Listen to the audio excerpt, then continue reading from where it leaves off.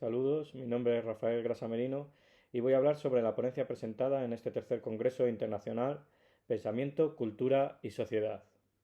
La idea de la ponencia es introducirnos en el pensamiento de un filósofo contemporáneo como es el francés Jean-Luc Nancy para comprobar que se puede sacar algunas conclusiones relacionadas con respecto a la filosofía del lenguaje y que se deducen de su planteamiento ontológico. Por lo tanto, la cuestión de la ponencia ¿es para Nancy un asunto relevante el lenguaje y trata de ello en sus obras? Mi planteamiento y conclusión es que sí, y que lo hace desde un punto de vista original.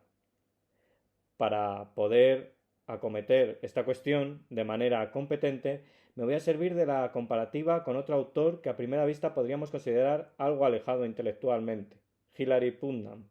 Pero, en cierta manera, esas disonancias rizomáticas son las que nos acercan al sentido y propósito de la ponencia. Para ello, dividiré la ponencia en tres partes: consideraciones acerca de Putnam, consideraciones acerca de Nancy y conclusiones. Conclusiones acerca de Putnam. Como es sabido, Putnam y su realismo interno emite una crítica fundamental a la filosofía del lenguaje tradicional representada por Frege, Russell y el último Wittgenstein, y en concreto a la dependencia y distinción del concepto de extensión al de intensión en lo relativo a la cuestión del significado. Esto, para Putnam, solo puede conducir a un solipsismo metodológico inaceptable. Las propiedades englobadas bajo un mismo concepto no puede ser el criterio último de significado porque es posible, y de hecho se da el caso, que dos personas en el manejo del mismo idiolecto utilicen conceptos con distinta extensión. Para argumentar en favor de esta cuestión, Putnam introduce la cuestión de las propiedades accesorias. Propiedades esenciales que son susceptibles de modificación y que no por ello alteren el componente extensional. Por ejemplo, el color de la etiqueta de una bebida energética no es una condición esencial, aunque sí distintiva de esa bebida, se identifica a través de ella, pero si se modifica no deja de ser una bebida energética en cuestión. La definición de un término es por lo tanto una cuestión sintética y no analítica. El significado de un término es una cuestión de investigación. Pero la pregunta es, ¿qué tipo de investigación si la intención no determina por sí sola la extensión? La polisemia de los términos deja entrever que la configuración de estos es claramente modal, depende de circunstancias, modalidades, que se ponen de evidencia en tanto y cuanto lo que se está investigando son casos limítrofes. Putnam concluye que esto es evidentemente cierto gracias a que los argumentos esgrimidos sobre que es el estado de creencias de un hablante por sí solo lo que no puede establecer la extensión que acompaña a un término en un entramado cultural o social. Es en este punto cuando Putnam llega a la conclusión de que el criterio, límite y determinación de la extensión de un término es establecido socialmente. Aquí deja claro Putnam su compromiso con el externalismo. A la hora de fijar el significado de un término, este depende incuestionablemente de factores externos y es lo que hace que, junto con Kripke, Putnam sean los dos los grandes defensores de los términos directamente referenciales. El significado de un término para Putnam está condicionado por la identidad de género con la mayor parte de los miembros paradigmáticos o estereotipados que tienen en común ciertas propiedades subyacentes, establecidas a través de dos contribuciones indispensables, la del entorno y la de la sociedad. Aquí es donde Putnam alude a un aspecto de relativa importancia para nuestra comparativa con Nancy. Se puede no pertenecer o conocer el sentido científico, es decir, socialmente establecido de un término, y no obstante utilizarlo competentemente, influido en cierta manera por el entorno. Es en esta relación vinculante del significado entre individuo y sociedad donde tiene lugar el invento introductorio, a través del cual se dota de contenido al concepto. En otras palabras, para Putnam, detrás de la definición ostensiva de un término está un presupuesto claramente empírico. Las propiedades subyacentes de miembros paradigmáticos tienen una relación de, ojo, identidad con los datos obtenidos por los sentidos que implicaría en algún momento del evento introductorio mencionar elementos indésicos como este, ese, aquel o lo nuestro.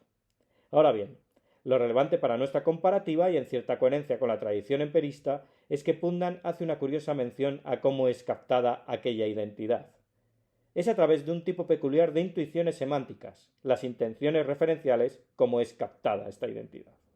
Este tipo de acceso al conocimiento semántico es intencional, sí, pero es de carácter intuitivo. Es una intuición, podríamos decir, clara y distinta, aunque Putnam no se atreve a llegar a esta conclusión, pero lo que no es, en ningún caso, es una deducción. Esta alusión a lo intencional del evento introductorio o bautismal facilita su uso pragmático, pero también nos dice algo muy relevante sobre la manera y forma en la que surge. El lenguaje expresa intenciones referenciales que son fijadas por las contribuciones del entorno y de la sociedad, pero a la hora de captar esas intuiciones, el tipo de conocimiento que predomina es el intuitivo. La cuestión es, ¿por qué para Putnam fija mejor la extensión de un término a una comunidad de expertos? Bueno, pues Putnam responde claramente, porque su intuición es más refinada en cuanto a la vinculación establecida entre el término y las propiedades subyacentes. Es una intuición esforzada y dialógica acerca de las propiedades que se presentan como lo nuestro, pero es una intuición. Consideraciones acerca de Nancy.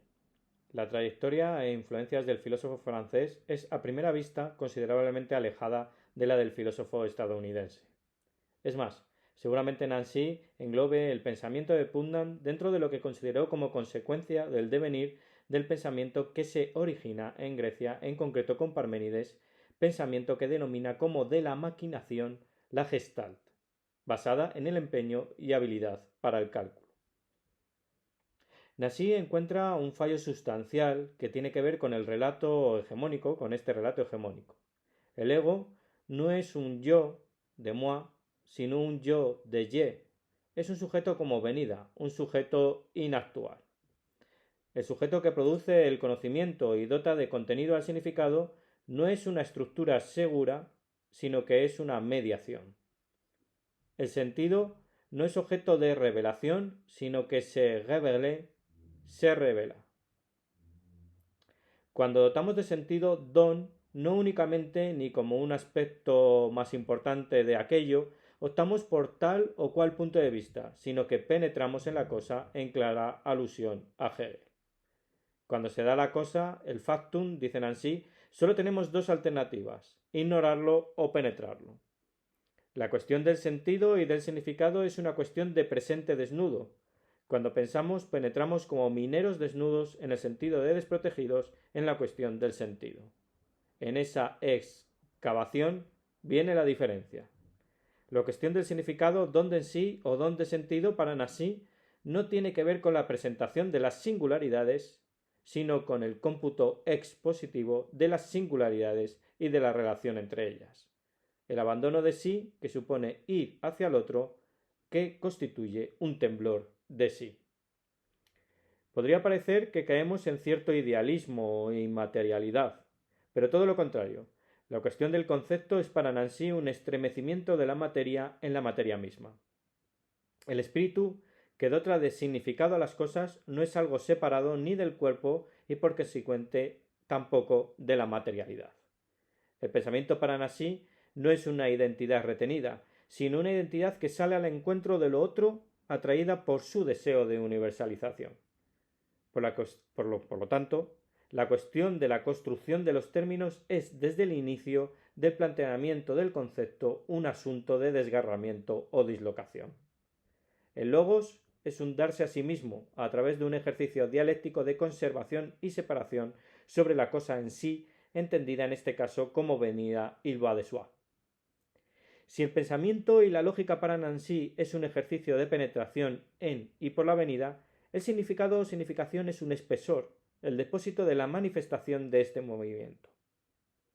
El sentido no es la captación de una singularidad, sino el paso de uno a otro significado de lo afuera de lo común. La materia, lo sensible, no es sentido pleno ni mera ausencia de sentido, sino un desligamiento del sentido. El sentido no puede ser fijado, es la no fijeza misma. En contra de aquella maquinación originaria, no se trata de pensar acerca del sentido del ser, sino del ser como sentido, entiéndase sentido en todas sus connotaciones. En la cuestión de la relación entre el sentido y el significado, no se puede olvidar la cuestión de un presente que se abre a través de la sensibilidad y que moviliza el pensamiento, una pluralidad que acoge todas las singularidades, un singular plural, recibir el presente como un don, una mediación, el Mitsein, tal y como lo concebía Heidegger. Como conclusión, podríamos decir que aunque los dos pensadores que hemos tratado pertenecen a dos tradiciones de pensamiento bien diferenciadas, un empirismo realista en el caso de Putnam y una fenomenología mediada por el existencialismo y el postestructuralismo en el caso de Nancy, el caso es que se puede establecer ciertas conexiones en la forma en cómo conciben el acceso al significado o a la significación. En ambos casos, su acceso es intuitivo, es decir, no se trata de un mero acopio generalizante de datos sensibles que fueran completados con un procedimiento inductivo, ni un análisis, síntesis y deducción de datos formales. Es una intuición de algo que se manifiesta y que se presenta ante un ejercicio esforzado sobre la cosa. Si bien es cierto que en Putnam eso que está como manifestación es una propiedad subyacente, para Nancy, aquello que se viene, que es venida, es un pliegue, es un surco. Para Putnam, el lenguaje nombra aquello que se manifiesta a través de la intuición. Para Nancy, el lenguaje nombra pero no manifiesta nada, señala y se establece como límite en el lenguaje. Se establece como límite en su propia manifestación. Estar por sí mismo, fuera de sí mismo, en algo distinto. El realismo interno de Putnam nos remite al algo estético que puede ser captado. La corporeidad de Nancy es la del propio movimiento. Sin embargo, el acto de conocer es para los dos una cuestión de intuición, en el primero de un cuerpo socializado, en el segundo de una donación de sí.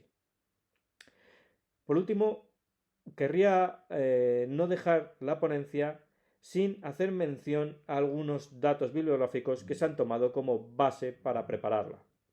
Aquí lo dejo para su plena disposición. Gracias y un saludo.